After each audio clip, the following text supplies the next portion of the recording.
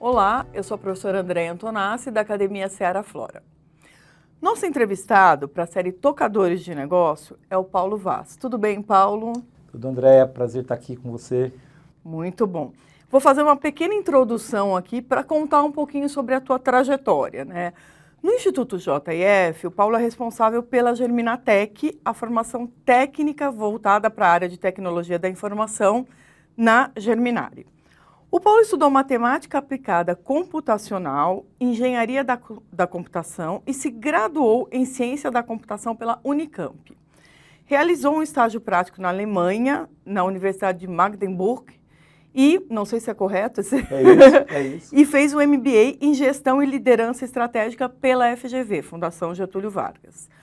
O Paulo é um executivo com mais de 20 anos de experiência em gestão e liderança de projetos e time de tecnologia em empresas nacionais do segmento financeiro e tecnológico. Tem expertise em gestão de projetos estratégicos de TI, implantação e gestão de projetos de inovação e tecnologia de ponta, fusões e aquisições e desenvolvimento de parcerias alinhadas aos negócios da empresa.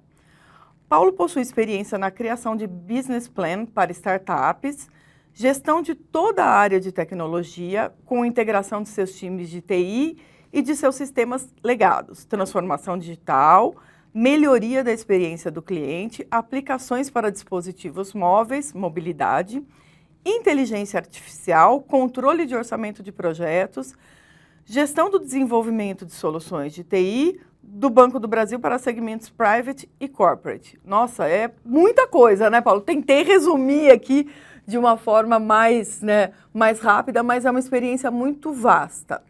Paulo, é um prazer ter você conosco para contar de uma maneira mais detalhada, né, o que eu tentei trazer aqui de forma resumida, essa trajetória até chegar ao Instituto JF. Você me contou numa conversa prévia que a gente teve que você é do interior do estado de São Paulo, assim como eu, e você me contou que seus pais têm uma origem humilde, de pouco estudo. Você é um exemplo de garra e de crescimento profissional por meio da educação. Ou seja, como essa educação proporcionou a construção de uma carreira profissional sólida, até chegar a cargos de gestão como que você ocupa hoje. Conta um pouco para a gente sobre essa tua trajetória tão bonita, né, que você me contou, né, quando a gente fez a pré-entrevista. Eu quero que você conte um pouco de uma forma mais detalhada isso. Claro, Andréia. Agora eu sinto o constrangimento que alguns palestrantes, às vezes em congresso, quando falam o currículo, parece tanta coisa, né? Mas é muita luta, né? Como você falou, é muito trabalho. E a trajetória é isso que você falou mesmo, né? Eu tenho bastante orgulho, eu gosto de falar das minhas origens. Eu nunca esqueci as minhas origens, né? No sentido de que realmente eu nasci numa fazenda, os pais bastante humildes, estudaram até segundo ano, quarto ano do ensino fundamental. E eu acho assim, a questão da educação, para mim, ela foi transformadora. E uma série de coisas, né, coincidências ou não sei como é que a gente vai chamar isso aí, elas fizeram com que as coisas fossem acontecendo. Mas eu vejo muito, por exemplo, nessas coincidências, eu vejo muito algumas coisas relacionadas aos valores que nós temos hoje, né, na cultura JBS, no Instituto JF, enfim, todo o grupo. E, para mim, esses valores eles são naturais. Por exemplo, determinação. Né? Quando você falou aí tanta coisa na Unicamp, na verdade, realmente eu estudei 2 anos de matemática aplicada e computacional, eu passei para a engenharia de computação, por alguns detalhes que talvez não caibam aqui, eu precisei parar de fazer engenharia de computação, porque eu precisava trabalhar, né? Eu precisava trabalhar para pagar o aluguel, e continuava trabalhando. Então, assim, mas eu nunca desisti. Eu queria esse diploma e aí eu tive que prestar de novo vestibular para ciência da computação, que era um curso noturno, enfim.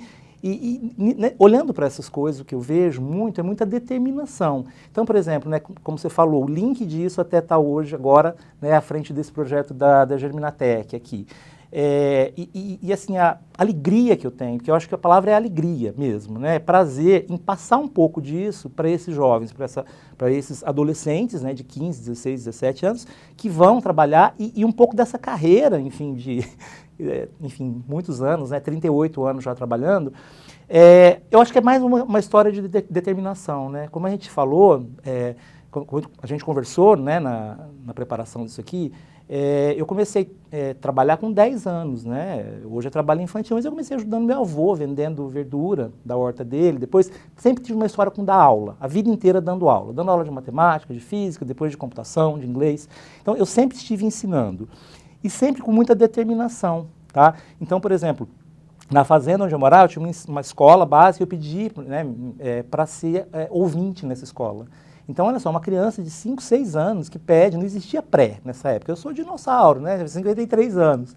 Então, o que acontece? Não tinha realmente prézinho, você começava com 7 anos no primeiro ano, eu pedi para ficar de ouvinte, a professora deixou.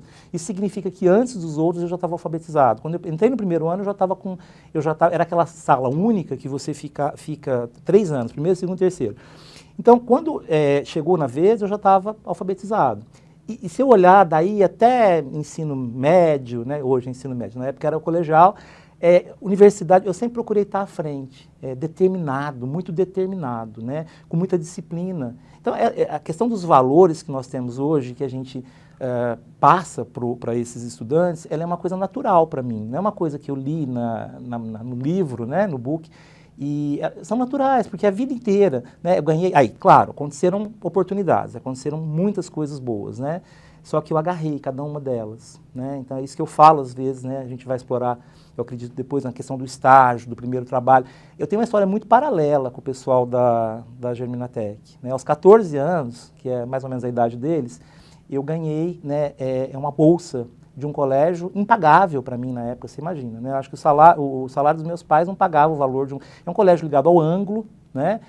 1984 era o ano, e era uma coisa assim, não podia pagar nem a apostila. Mas eu agarrei aquilo, né? Como a gente diz aqui, sabe, com as duas mãos, agarrei com determinação.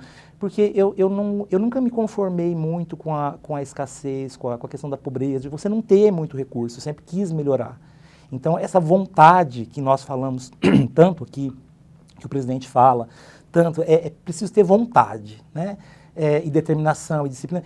Eu, olhando para trás, só agora, né, nessa idade, eu acho que eu já tinha como criança isso, né? Eu olhava para aquela situação e eu não queria. Então, o que eu fazia? Eu ia estudar. Depois, quando eu ganhei bolsa, era condicionado.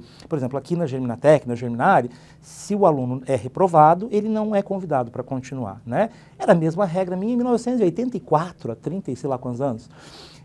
Era exatamente isso. 80 são quase 40 anos, né, André? Então, o que acontece? Se eu fosse reprovado como bolsista, eu perdia a bolsa. Então, mas foi essa oportunidade que eu agarrei com determinação, com protagonismo, sem saber que isso existia, sem saber nem como é que chama isso, né?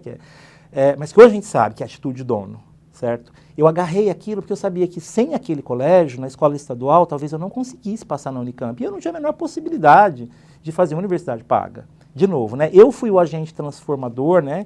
Que tentou, né? Enfim, que queria transformar aquela realidade pela educação, voltando ao início, né, da tua fala. Então, assim, eu agarrei essa bolsa, né, com as duas mãos, né? E trabalhava 4 horas por dia, né, até os 18 anos, como você falou, no Banco do Brasil, fui menor estagiário, e estudava. Eu tinha que passar na Unicamp, eu não tinha. Unicamp ou USP, tentei o ITA também, o ITA impraticável, né, prova muito difícil para quem não faz uma preparação específica, e passei. Só que passei na segunda alternativa, eu queria engenharia de computação. E eu passei em matemática aplicada e computacional, que era menos concorrido, mas não era o que eu queria. E aí a determinação entra. Eu fiz um tempo, gostei, achei fantástico, só que não era o que eu queria. Eu estava determinado a fazer computação. Tem um pouco de novo, um valor que eu acho que nós temos aqui no grupo. A gente acha que conhecimento é aplicado, é bom você estar na indústria. Eu já trabalhava e eu queria aplicar. E eu via matemática aplicada, um curso fantástico, talvez eu ainda faça um dia mestrado em aplicada. Mas ela tinha muita base teórica e eu queria aplicar. E aí eu prestei vestibular de novo, parei um pouquinho, fiz o intensivo e fui para engenharia, passei em engenharia de computação. Então, assim, essa história depois na carreira, né, ela sempre teve muito a ver com determinação. Não desistir, né, pagar o preço, né, abandonar o prazer de curto prazo. Lá, isso que a gente fala hoje, né, fica muito fácil entender. Mas eu falava assim, não, eu preciso, eu quero mudar essa realidade, né? E foi assim com a carreira, para conseguir entrar na área de TI, Também não foi muito fácil, mesmo tendo uma graduação numa universidade legal, boa, como é a Unicamp, né? Não é fácil entrar. Tem sempre funil, né? Você está sempre lutando, né? Mas eu acho que tem a ver. Não sei se eu consegui falar um pouco do que você queria dessa história, Paulo, com a educação. Eu acho que assim, tem alguns pontos interessantes, né? O primeiro é essa relação com os valores que a gente tem aqui, né? Então você falou da questão da determinação, da atitude de dono, mas muito também da disciplina, né? Porque tem uma disciplina aí necessária para isso. E o que eu acho muito interessante é o quanto as histórias, né? Nós temos histórias inspiradoras aqui dentro do Instituto. Muitas. E a sua história é uma história inspiradora, né? É um tocador de negócio, quer dizer, todos os nossos tocadores de negócio têm, de uma certa forma, cada um com a sua especificidade, com a sua formação, com a sua trajetória ali, mas tem uma história inspiradora. Como a gente falou na conversa anterior também, né? O quanto você, às vezes, assiste um filme e aquilo te inspira. A gente tem histórias aqui inspiradoras, né? Eu te confesso que eu fiquei realmente inspirado, encantado quando eu assisti dos outros, né, dos outros diretores. Enfim, eu fiquei muito inspirado. Eu achei muito legal. Que ótimo, muito bom saber que a gente está conseguindo produzir aí uma série também né, que pode inspirar não só os nossos estudantes, mas também a nossa liderança aí, né? Paulo, você teve muitos anos como gestor de TI no Banco do Brasil. Acho que o Banco do Brasil tem aí uma presença importante na tua carreira. Lá você foi responsável por estruturar a equipe de TI em São Paulo e integrar profissionais dessa área do banco recém-adquirido, que é o BNC, aos profissionais de TI do BB. Também foi responsável pela gestão dos times de TI e pelo desenvolvimento e implantação de soluções tecnológicas inovadoras. Quais realizações e aprendizados que você viveu no Banco do Brasil e que você trouxe para a Germinari e para o Instituto JF? Foi uma história longa, né? E eu acho que a gente traz, ao longo da carreira, tudo aquilo que você foi adquirindo e acumulando de conhecimento e principalmente de experiência. Eu falo muito em horas de voo, porque hoje o conhecimento está todo aí, né? Agora, enfim, você tem uma variedade de fontes para você se informar. TI, depois, no caso, a transição minha para a gestão, mas eu acho que a complexidade do Banco do Brasil e os valores, de novo, né, que sempre estiveram em mim. Eu acho que o valor é uma coisa que está na pessoa. É difícil você, né, enfim, fazer com que a pessoa adquira um valor que não é dela. Eu acredito muito nisso. Mas lá no banco, o conjunto de valores é muito parecido, ou era. Estou falando da época que eu saí de lá em 2019. Então, era um conjunto, realmente não tenho muito contato, mas era um conjunto de valores, assim, atitude de dono, protagonismo, aquela equipe que estava na época, né, o diretor Luizinho, que depois veio para o banco original e nos convidou e viemos juntos para cá, determinação, disciplina, fazer acontecer as coisas, fazer tudo. A atitude de dono é uma coisa que eu acho fantástica, porque realmente a complexidade que eu enfrentei, né, trabalhando nesses projetos, né, que você mencionou. Então, assim, lá no BB, eu tive a oportunidade de começar lá em 90, 98, 99, como analista, né, analista de TI, mexer com Java, enfim, fazer cada degrau, né? Então, eu digo assim, se eu fizesse uma comparação com um restaurante, seria, eu comecei limpando o chão, lavando os pratos, fazendo tudo, picando legumes, fazendo as coisas, para depois ir ali para cozinhar, etc, etc. Então, assim, eu fiz cada etapa disso, né? E essa construção, então assim, eu fiz cada um, eu sei fazer, porque eu acho que é muito difícil se administrar se você não é mão na massa, que é outra coisa nossa, somos mão na massa aqui, né, na nossa cultura JBS, a gente acredita, e eu trago muito isso para os alunos da Germinatec. Então eu nunca cheguei, e aí tem algumas coisas que parecem engraçadas até de falar, porque parece papo de, assim, lá vem esse papo de velho, né, eu brinco muito, converso muito com eles isso.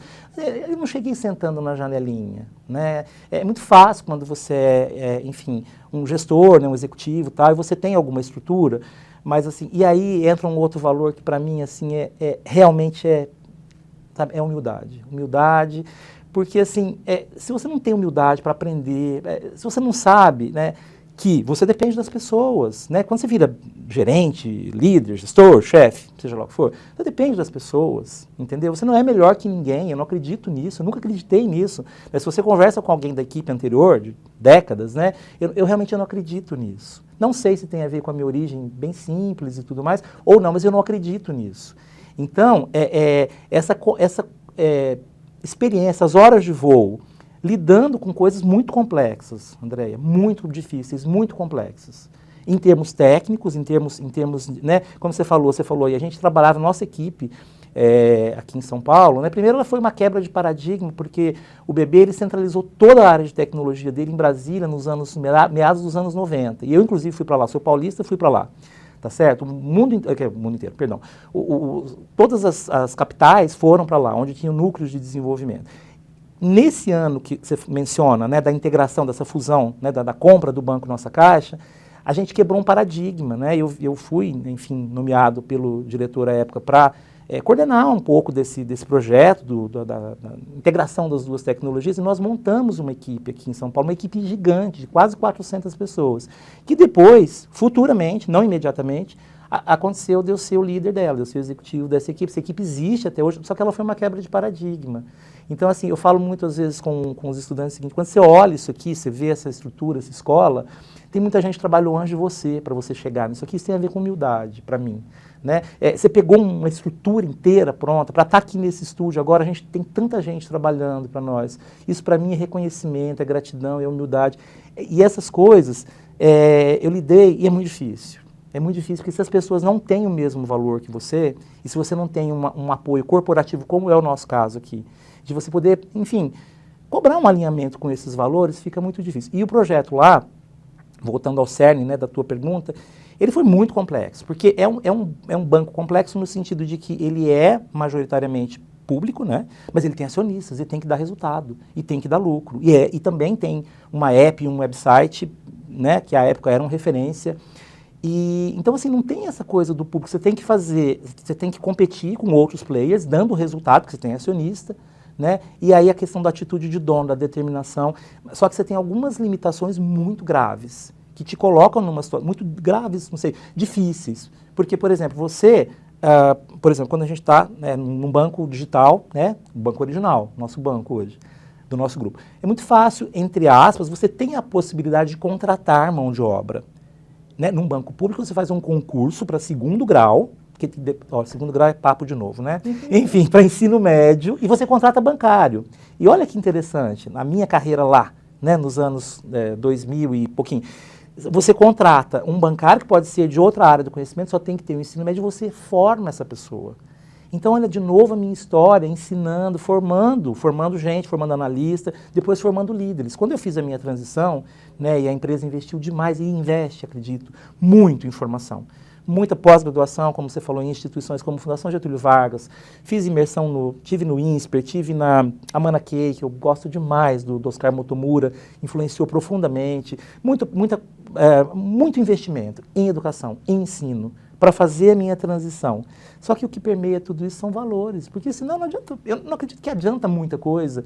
Você tem muito conhecimento, se você não sabe, de novo eu trago para cá, gente é tudo, é gente, está nas nossas paredes aqui, você lida com gente. Né? Quem faz o resultado são pessoas, e parece que eu, de alguma forma, entendi isso rápido, que eu precisava cuidar das pessoas. Então, é sempre assim, ensino, investimento, e acreditar que realmente sozinho não tem. Hoje em dia, você tudo, né? Então, eu não... tem uma coisa interessante, André, que durante a universidade, até durante o ensino médio, né, o pessoal sempre me fala assim, você era nerd, né? Às vezes o presidente brinca, você é CDF, você é nerd, né? Alguma coisa assim. As pessoas realmente tinham esse rótulo, mas eu sempre me achei esforçado, determinado. Eu nunca me achei, mesmo quando, às vezes, a turma, né, às vezes meus amigos de Unicamp, né, todos na faixa dos 50 anos, eventualmente vejam, e eles vão falar, você era nerd, isso aqui, tirava não sei quanto 9,5 em cálculo, não sei o que lá, quando todo mundo, enfim, é difícil. Eu acho que era esforçado, era determinado. Eu não me via com a chance de não tirar aquela nota muito alta, de não pegar o diploma. Tanto que tem essa coisa, que um dia que eu precisei parar de trabalhar de noite e trabalhar de dia, e o que eu fiz? Eu parei tudo, não tinha, e fui fazer outro vestibular para passar para a ciência da computação, utilizar todos os créditos e, de novo, conseguir o diploma. Determinação. Então, toda essa complexidade que você falou, né, desses décadas de Banco do Brasil, elas fizeram com que, às vezes eu me sinto assim, aquele piloto mais velho de cabelo branquinho, quando você entra no voo, que você fala, uau, eu estou tranquilo, entre aspas, né, quem tem medo de voo. A experiência. A experiência. Se surgir uma tempestade, variáveis, são bilhões de variáveis aqui, né, enfim, no avião, na máquina, no clima e tal, mas eu me sinto às vezes com um pouco mais de experiência, mas, de novo, né, muito para aprender, e aprendo, né, cada dia. O Cortella acho que fala isso, né, e eu acredito que é a nossa humildade, nosso valor da humildade bem interpretado. Se você se parar, não perguntar quando não sabe, se você não achar que você sabe muito, né? Eu gosto muito de uma frase que a Constança Pascolato falou para o Pedro Bial, eu assisti na pandemia, numa das madrugadas de pandemia, que ela, Constança, que gente que se acha, e ela dá um sorriso, né, do alto dos seus 80 e poucos anos e fala, gente que se acha é o começo do fim. Eu achei fantástico, porque assim, eu vi ao longo da minha vida muita gente em que falta o valor da humildade. Eu acho que gratidão também pelas oportunidades, pelas coisas, né, é uma coisa que eu procuro, né, conversar com esses jovens pelos quais eu sou responsável pela educação e pela carreira. E uma das coisas que mais me fascina é poder trazer, enfim, eu sinto como se fosse, de repente, aquele piloto do cabelo branquinho lá do avião, que está começando a treinar um copiloto, sabe? E é muito gratificante, né? Do ponto de vista humano. Eu, como te falei, eu comecei a dar aula particular com 12 anos, né? Eventualmente, eu lembro de pessoas que vão, eventualmente, comentar aqui no vídeo. Eu dei aula de matemática com 12 anos, eu estava na 7ª série, eu dava aula para a 5ª série. Então, assim, eu sempre tive esse quê com ensinar e eu continuo ensinando. Claro, aqui eu tenho papel de gestor, enfim, gerente do projeto e tudo mais, mas eu acho que ensinar está no sangue, né? Essa generosidade de querer passar, né? Eu gosto, e eu recebi muita gente querendo me ensinar, né? Pessoas que eu sou grato, muito grato sempre, e eu acho que é só devolver um pouquinho disso, sabe, para as pessoas. Então, por isso que eu fico tão feliz aí de, sabe, 50 alunos, né? Agora mais 100 alunos, 150, daqui a pouco sei lá quantos alunos, né, vamos ter. Poder devolver um pouco disso e cuidar do encarreiramento, cuidar da carreira deles, né. Isso eu fiz demais na empresa anterior. Bacana, muito. esse direcionamento, né, Paulo? Muito legal, porque na sua fala, agora eu lembrei de uma frase do Guimarães Rosa que eu gosto muito, que é, mestre não é só quem ensina, mas quem de repente aprende. Eu acho que a gente tem um aprendizado também quando essa transformação, ela não é só em quem está aprendendo, mas também em quem está ensinando, né? Isso muito bacana. Eu acredito, eu falo todo dia isso para a Odete, o quanto que eu aprendo com ela, nossa diretora, né? A Odete é maravilhosa. Ela é fantástica e generosa, Exato. ela ensina. Quando eu vim para cá, eu falei, será que eu sei, né, como é que vai ser trabalhar, né? Enfim, eu era executivo de banco, né? Meu negócio é área bancária, né? E TI, projeto de TI, né? E assim, ela falou, não, vem sim que você, né, então assim, é fantástico realmente, né, poder estar com gente que gosta de ensinar aquilo que sabe, né, agora, pelo outro lado também, né, André, tem que ter aquele que quer aprender, né. Sim. Porque, de novo, né, tá até sendo repetido, mas se você, não, já sei, eu vejo muita gente, né, não, já sei, estou bem assim, não tem, né, veja bem, já sei tudo. É um pouco da determinação e um pouco da humildade também, né? Acho que tem uma combinação aí desses dois valores, né? Falando um pouco sobre educação, né? Que a gente falou já na abertura e agora falamos agora, né? Trabalhar na área de educação tem algumas especificidades, como você mesmo bem colocou, né? O que você diz sobre trabalhar numa escola que ao mesmo tempo tem essa característica e essa proximidade com empresas, né? Quer dizer, aqui a gente tem um pouco essa questão, né? Teoria e prática muito próximas, né, Paulo? Andréia, assim, quase que speechless, né? Não tem muita palavra para descrever a oportunidade que essa escola dá, sabe? Estando até o ano passado, 2021, eu estava no Banco Original, né? Trabalhando com TI, a gente estava contratando pessoas. Como é difícil... às vezes você estuda, tem nível superior, às vezes pagou uma universidade boa, pagou uma ótima faculdade, mas não tem oportunidade. Quando a gente vai contratar, a gente quer gente com experiência, Andréia, você não quer, é difícil, sabe, mesmo o estágio, você quer gente que já chega detonando, que entregue resultados, né, é tudo muito corrido, né. Então, assim, ver essa escola, né, o que especificamente eu faço e todas as outras academias aqui, todos os outros colaboradores fazem, primeiro, a gente poder fazer o ensino, né, voltado para a aplicação prática e ter a oportunidade, como hoje, né, voltando ao projeto aqui, dos 50 alunos que entraram, 45 estão em estágio hoje.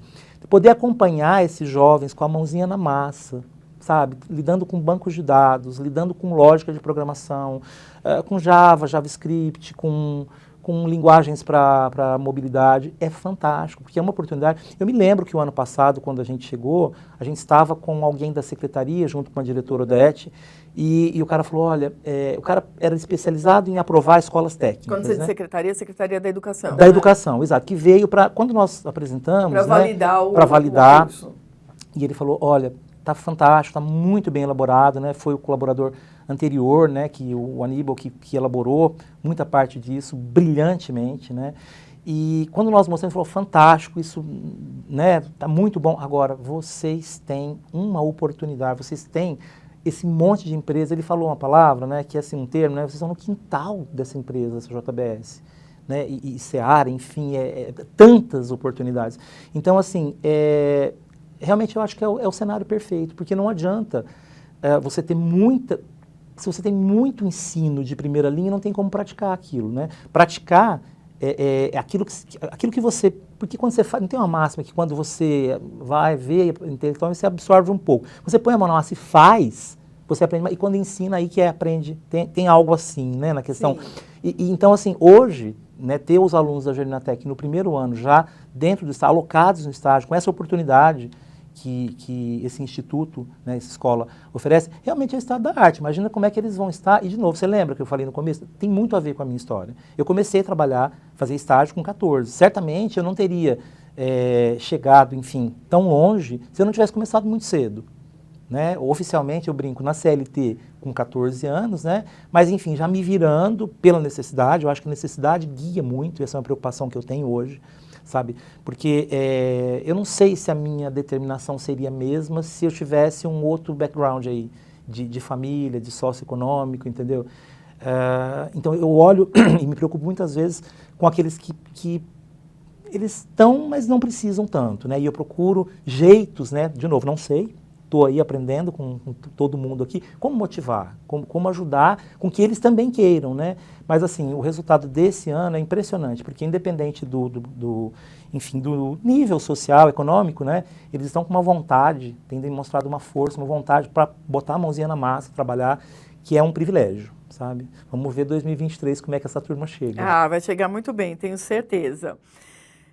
Paulo, quais são os principais desafios, né, hoje na formação de profissionais para a área de TI? Você que está aí fazendo, né, essa peneira, enfim, lidando ali diretamente, entendendo também essa proximidade, na verdade, né, com quem chega e também com o tipo de profissional que você precisa preparar aí para exercer funções ali na frente, né? Quais são os principais desafios que você enxerga? Você diz especificamente para essa faixa etária da Geninatec, da escola técnica. Então, eu acho que talvez o principal desafio não é técnico hoje, não é técnico, te explico. A gente vive um momento, claro, pós-pandêmico, né, pós-pandemia, em que as pessoas estão um pouco desfocadas, né, é muita informação, é muita ansiedade. Falo muito para eles, eu brinco muito, né, entre aspas, aquela brincadeira que eu sempre digo que tem fundão de verdade, né. Precisa ter foco, né? Precisa relaxar no sentido de, eu sempre falo assim, respira, sabe? Não fica fazendo 300 coisas ao mesmo tempo, sabe? Em algum momento, concentra, né? As pessoas, eu vejo hoje, talvez o principal desafio seja da área lá da Cristina, sabe? Da nossa psicóloga, né? Da escola, porque assim, em algum momento, para fazer um grande projeto, até para tirar nota, né? Ciência da computação é uma ciência exata. Eu sempre brinco, né? Não sei agora porque faz muito tempo que eu não programo mais, mas um ponto e vírgula, um ponto faz diferença no código. É uma ciência exata, ela demanda concentração. Então, acho que um dos principais desafios, claro, os desafios de você se manter atualizado, de você ter um time sempre atualizado, capacitado, motivado, né? Mas eu acho que isso, o grupo, a empresa, nos dá muitas ferramentas, né? Então, essa parte técnica eu acho que é um desafio, mas não seria o principal desafio, tá? Eu acho que talvez um dos maiores desafios que a gente tem hoje é manter os alunos, né, centrados, né? Eles entenderem que, assim, a hora que está no estágio, é estágio. Senta ali e faz aquilo, né, inteiro, né? Tem até mais a ver com coisa budista, né, de concentração, de mindfulness, né, que se fala muito hoje, mas que é uma coisa assim, você não consegue desenvolver um grande projeto se você não está numa reunião inteira, se você está no WhatsApp, se você está falando com alguém, entendeu? E o adolescente, eu acho que tem a ver talvez com pós-pandemia, muito tempo trancado dentro de casa, muita falta de convívio, de contato social mesmo, né? Então hoje eles têm um nível de ansiedade que me preocupa, tá? Então talvez se eu pudesse elencar essa questão essa parte mais humana da situação talvez seja um dos grandes desafios meus. E também a questão de trabalhar os valores. Porque eu acho que o técnico, Andréia, falando agora pela experiência de 2022, o técnico a gente consegue. Tá? Com raras exceções onde não se tem aptidão mesmo, que eventualmente, né, qualquer curso, sei lá, as pessoas vão, às vezes não é aquilo que quer. Normal, tá tudo certo. Né? Errado seria continuar numa coisa que você não vai ser feliz porque não tem aptidão. Agora, a questão de centrar, né, de pensar, olha, nos valores, né? Eu gosto muito de trabalhar a questão dos valores, porque eu acho que são as coisas que sustentam o sucesso e a carreira aí do adolescente, do aluno. Bacana, muito bacana, Paulo. Agora, uma outra questão, né, que também, de certa forma, está alinhada à anterior. Conta um pouco para a gente sobre a formação na Geminatec, como ela está estruturada e como ela atende aos desafios que você explicou anteriormente. Então, como eu te falei, né, como a gente vem de projetos muito complexos, eu acredito, né, que a gente, no momento que concebeu a Geminatec, a gente foi muito feliz em pensar, porque a gente conversou com os diretores de TI, com os líderes de TI, de praticamente todo o grupo, tá, de todas as empresas, e principalmente uma coisa que eu acho importante deixar claro aqui, a Geminatec, ela não tem a ver com formar pessoas para as empresas mais digitais do nosso grupo, tá? Notadamente o Banco Original, a PicPay, todas as empresas têm tecnologia, certo, Andréia?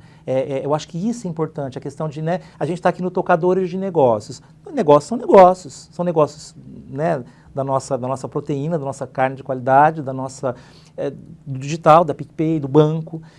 E o que acontece é o seguinte, a gente foi conversar e ouvir. Então, por exemplo, nós fomos à PicPay, né, eu conversei amplamente para saber o que você trabalha aí. Eventualmente, você não consegue montar uma grade com toda a diversidade. Por exemplo, você pega uma JBS, ele tem uma especificidade. Então, nós fomos lá com o diretor Pila, né, com o time dele, entender, e fizemos isso de forma geral. Tá? Então, o presidente conversou um dia comigo numa reunião, falou, olha, faz um levantamento para mim global, de tudo que nós temos de tecnologia, de desenvolvedores de sistemas, e a gente partiu para a luta para fazer esse levantamento, e ouvimos tudo. E aí, o que acontece? Então, por exemplo, nós temos hoje estagiários na Swift, temos lá. Eventualmente, ele tem a base no primeiro ano, então ele tem lógica de programação, ele tem algoritmo, tem banco de dados, ele aprende SQL, aprende a base. Né? O ano passado a gente tinha um desenho para esses 3 anos de ensino médio, esse ano ele já evolui. Ele tem que evoluir, e acho que o ano que vem tem que evoluir de novo. Né? E eu acho que isso tem muito a ver, né, pensando agora, e só agora falando com você, que tem muito a ver com aquela questão da competitividade de bancos, né, que foi a minha vida. Porque o concorrente está lançando uma coisa, você tem que inovar, você tem que fazer uma coisa diferente, uma experiência melhor, a cada hora uma experiência diferente. Aqui, parece que eu estou trazendo essa mesma lógica para a Geminatec, né? A gente está toda hora aqui com o Ângelo da Swift, com o Pila da JBS, com o PicPay, com o Banco Original, Felipe Ono lá no Banco Original nos dando maior apoio, para entender, porque, por exemplo, se ele tem a base, suponha, sei lá, uma empresa trabalha com Python, por exemplo, outra empresa trabalha com, sei lá, com Java, a outra com uma outra linguagem a gente tem que adaptar. Mas ele tendo a base, a gente faz cursos de aceleração, tá certo? Então, assim, a conversa com a empresa, eu acho que ela é essencial.